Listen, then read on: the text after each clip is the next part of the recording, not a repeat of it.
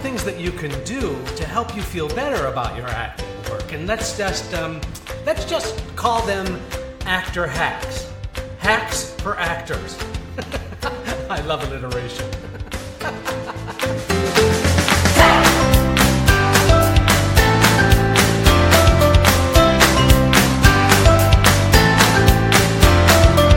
Welcome to Casting Actors Cast, insights for actors on acting in the business of show. Casting director Jeffrey Dreisbach takes you behind the scenes and reveals secrets to a successful acting career. You can find out more on the web at castingactorscast.com. Please enjoy, like, and share Casting Actors Cast. Now, here's your host, Jeffrey Dreisbach. Well, hello and welcome to another episode of Casting Actors Cast. I'm Jeffrey Dreisbach, casting director with McCorkle Casting, and how are you? I'm excited because this is the first episode of our second year. We're going into year 2 of doing these podcasts called Casting Actors Cast, and I couldn't be more excited.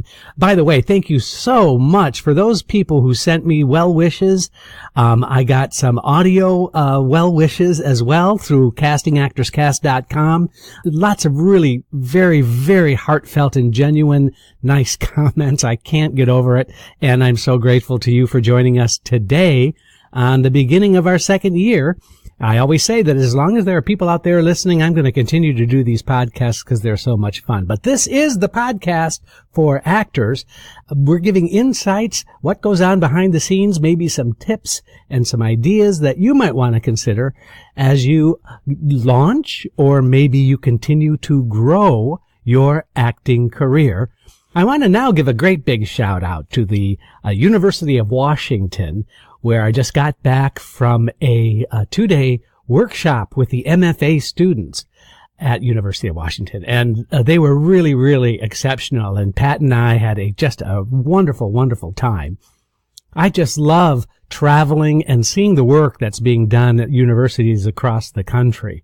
And this is a very, very busy time for us, both as in casting work, but also in workshops and traveling and seeing showcases of college and university students that come to New York. And then we've been invited to go out a lot as well. And it's very fun. I really love doing that. Again, the University of Washington was just great. Wonderful, wonderful training program there. They're really doing it right. And of course, you know, if you've not been to Seattle is one of those kind of magical places that you go there and you just want to stay. You just want to say, that's it. I'm just going to kind of turn it all in and stay here in Seattle. But no, we got on a plane and we just got back to New York today. And I am thrilled that you're joining us. So this is that moment of the program where I just want to say thank you. If you go to castingactorscast, all one word, .com, you can check out the website. You can check out some past episodes. If you're the first time joiner here today, oh man, that's awesome. Thank you so much. And if you've been a regular listener of Casting Actors Cast, I've got a whole list of programming ideas that we're going to jump into. And so I really appreciate your loyalty, your sticking around, your checking in. And these podcasts are only 20 minutes in length. I don't get paid anything to do this. I just kind of love doing it. And they're free to you, so please have at it. Please invest a little bit of time once a week because I think I have a pretty positive message about being an actor. And today's episode we're calling Actor Hacks. I don't know, I get a big kick out of coming up with great names or titles for podcasts. I guess sometimes true confession, sometimes I even come up with a name first. And then I tried to decide what content should I include. But this was one that I had a lot of content, and so I came up with the name Actor Hacks. And that really relates to having some good inside tips for helping you feel better about your work, for helping you feel like you're part of a really cool community, especially when you go out and audition. And there are some little kind of, I keep on saying tips and tricks. I don't mean anything mischievous. What I mean is things that you can do for yourself that you might not have thought of. Some easy methods by which you can garner some additional attention for yourself in a positive way as an actor, and things that can help you feel better about the work that you do. So that's why we're calling this Actor Hacks. Well, hacks. People talk about hacks is that you could take a tuna can and turn it into a cup holder for your paper clips and office supplies. You know what I'm saying? Like little kind of trick things that you can do. I don't know where I came up with the tuna can idea. But anyway, I hope you understand what I'm talking about when I talk about actor hacks. So that's what we've got coming up here on Casting Actors Cast. Let's get to it, shall we?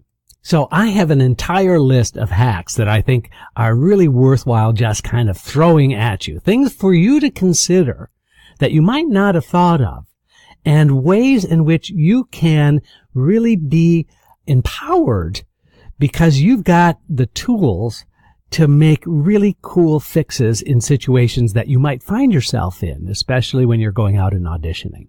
So the first kind of a hack, and it's not really a hack, and I hope you might have thought of this at one point in time, but number one is try to find a way to be a reader.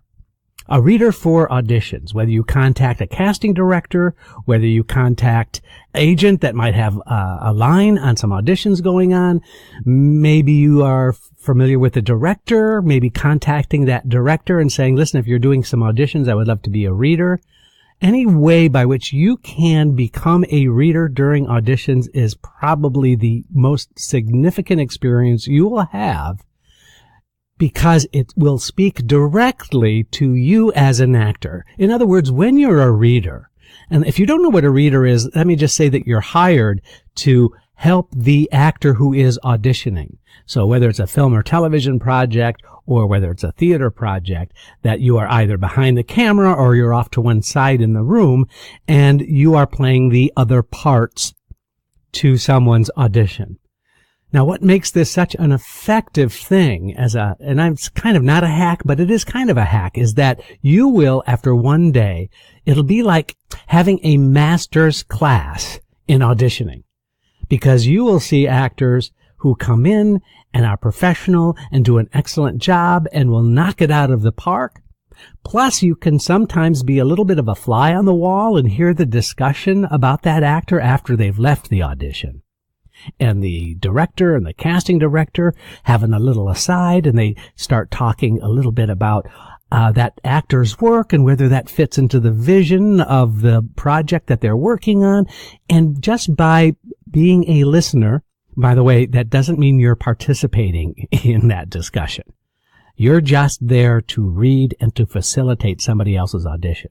But just by being in that room and seeing multiple auditions over the course of one day, I promise you a couple of things will happen. One is that you'll feel really great about your own work, because you'll see the entire variety of actors when they come in to audition. Two, this has happened more than once, but I don't want to dangle this as a carrot necessarily, but there have been times when you're spending a day or two or three with a director and you're having, conversations and you get to know each other pretty well. Many times that director will want you to come in to audition for them, not for that particular show, but they might want to bring you back and audition you for another project they might be working on. So it's a great networking opportunity. But here are a couple of quick rules about being a reader. One, don't hand your picture and resume to the director, please. That's not why you're there. You're there to help an actor audition. So I just want to caution you against thinking like this is going to be your chance. It's not. It's the actors who have been asked to audition. It's their chance to come in. You have to make an adjustment and feel like you are behind the table and you are not there to audition. That brings me to point number 2, which is, as a reader, you have to be very, very careful about not trying to act with the person in the scene. That as a reader, you're there to sort of help that actor look as good as possible. I think mentally you sort of serve up the work so that that other actor has something else to work off of. And that's the kind of mindset that we want our readers to have. But if you have an opportunity to be a reader, then by all means have at it. It's an exciting and wonderful opportunity. You will not regret it. So that's my number 1 actor hack. Number 2 actor hack. And this is actually, Pat was talking about this, that she had somebody that she was talking with, kind of a well-known actor, and the actor says, yeah, I bring in a lucky coin that my grandfather had during World War II, and he had it in his pocket. This actor brings this little coin with him. I don't even know what the coin is, whether it's a ruble or, I have no idea. But think of it as a talisman or a lucky charm. Do you have a lucky charm? Do you have a symbol of something in your background, in your past, some little thing that you can keep in your pocket or you can put in your backpack, something that kind of just makes you feel good, that gives you a reminder about who you are and why you're here? That's a really great hack. It's a really great idea, just to have a symbol to keep grounded and feel good about ourselves. Having a talisman or a lucky charm, some people have like their little favorite pet rock, or maybe it's a coin, or maybe it's a rabbit's foot, or, whatever it can be. But what do you have in your life that you carry around with you just to feel grounded and special about you and your work? So bring that around with you. Make something special that you can hang on to when you go into an audition, and you will be surprised at how much more focused and energized you are because you have that support. Some quick additional hacks. I really think it's valuable if you walk around with a backpack, for example. You're going from audition to audition, or however you carry. Is it a bag or a backpack? Anything like that. I suggest the following items in your actor backpack as actor hack. Try saying that 5 times fast. The backpack actor hack suggestions. Number 1, I think you should have a pair of comfortable shoes in addition to the shoes that you're wearing. Whether they're sneakers or whether you're wearing sneakers for the audition, then you have another kinds of pair of shoes, just something that will change the way you look and feel, just something that can be more comfortable, just another set of shoes. It's not that heavy, and I think that would really come in handy. You'll be surprised when just slipping on another pair of shoes to travel from one audition to another, or your street shoes versus your audition shoes, just another pair of shoes. I think it's a really cool idea. Also, make sure you have a notebook with you. Make a note about the audition that you've done. Literally write down who was the casting director, who was the director, what was the room like that you auditioned in, if it was an outside studio space or was it a studio space in the casting director's office. Just making those kinds of little notations will be really, really helpful. I know actors who take notes on what the color of the backdrop is when they do their film and television audition, because they want to wear clothing that is appropriate and is contrasting to the backdrop so that they stand out more in the shot. I think that's pretty brilliant. I also carry in my old backpack, and I still do this, I carry some gum with me. One of the products of getting nervous sometimes is that you get a dry mouth. Just having a piece of chewing gum is really a great way to help you with your dry mouth. Plus, it gets a little bit of excess energy out of your system that might be really, really helpful to you, especially if you're one of those people who gets nervous. Chonking down on a piece of gum can be really satisfying. So think about that. And another thing in the backpack, I would just honestly have a pullover, a different top. Whether it's a t-shirt with a hoodie, or whether it's a light shirt or a different kind of shirt, something that will be all right if you just kind of want to run into the ladies' room or the men's room and throw it on just so that you feel comfortable. Just a quick change of clothes is really good. And while we're on that, here's another hack. There are many actors who have gym memberships in town. And they have their gym membership so that they can literally go from an audition to the gym to take a shower, put on another set of clothes, just refresh themselves, feel re-energized for whatever else is facing them that day. I think that's a really cool idea, and that's a great hack. So if you can afford to have a gym membership, sometimes they're not that expensive, depending upon where you are, of course. But having another place where you can change clothes, kind of decompress, get re-energized, I think that's a really great idea. Here's another hack that you might not have thought of. But if you audition for something and you're given a call back, remember to wear the same clothes you wore. So you want to make a note in your notebook about what you're wearing, and then wear that same outfit those same clothes when you go for your callback.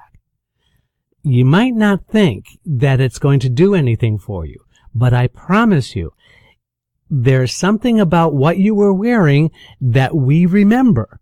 Something about your whole presence that wanted us to see you again for that callback, whether your acting fit into the vision or whether you physically fit exactly what the role was being asked for. So wearing the same clothes is just a really great way to A, boost your confidence, but B, it's a great reminder for those people who auditioned you, because you know what they're going to do? They're going to go, oh yeah, I remember that person. I remember that actor. So wear the same set of clothes when you go for a callback. Here's another actor hack, is make sure that you plan to have something to do after your audition. I mean, I'm talking about something important to do. That could be lunch with a friend. That could be that you have to go to the library and check out a play that you want to do some research on, or you want to work on your one-person show, or whatever it is. Have something lined up on your schedule that you have to accomplish after the audition. Because sometimes we get so caught up in having, let's say it's maybe one audition that day, and maybe it's an audition that you're really excited about, and the potential of you getting hired to act in this particular production is like overwhelming. Putting something immediately after that will really help you dissipate some of that energy and those excess nerves, because you got things to do, you got places to go. You know what I mean?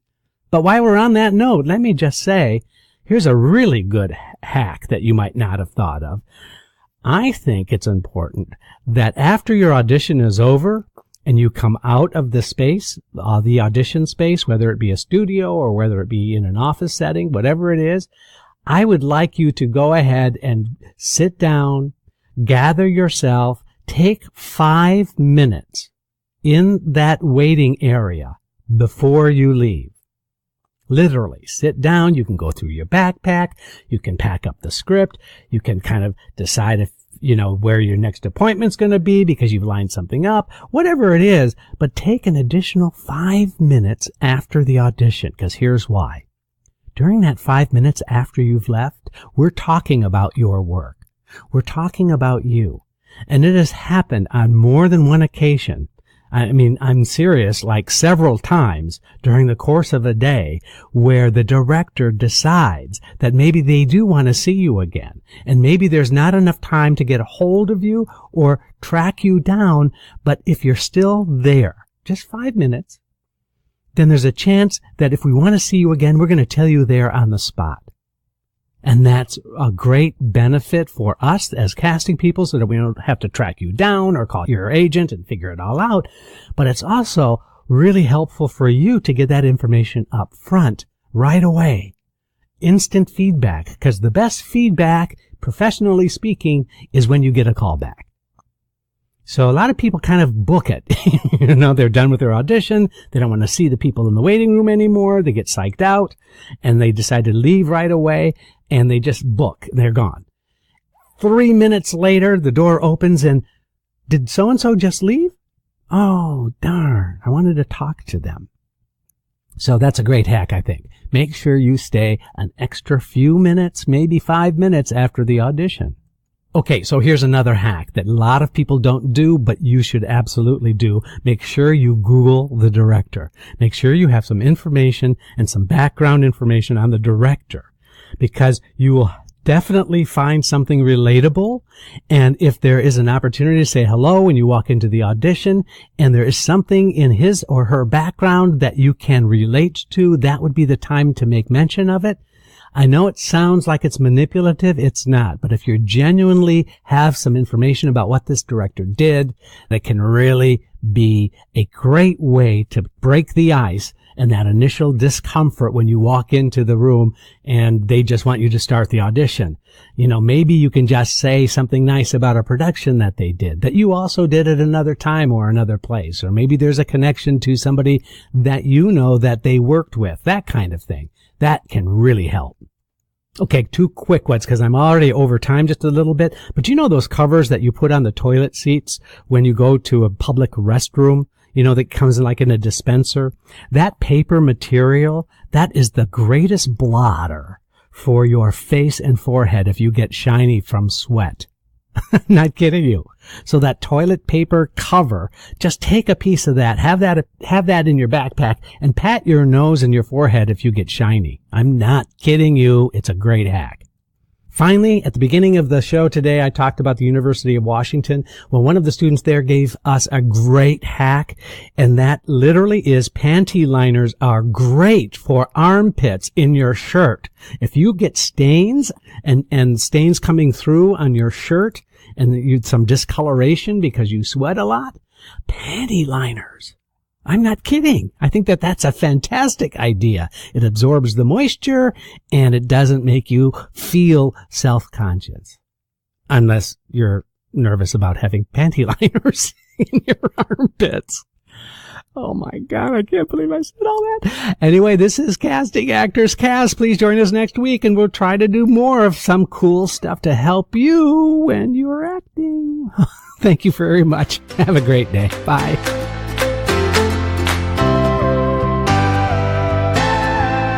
You've been listening to Casting Actors Cast with host Jeffrey Dreisbach. Find out more at castingactorscast.com and let us know if you would like us to cover topics you're interested in. Thanks for listening. I'm Matthew DeSarno.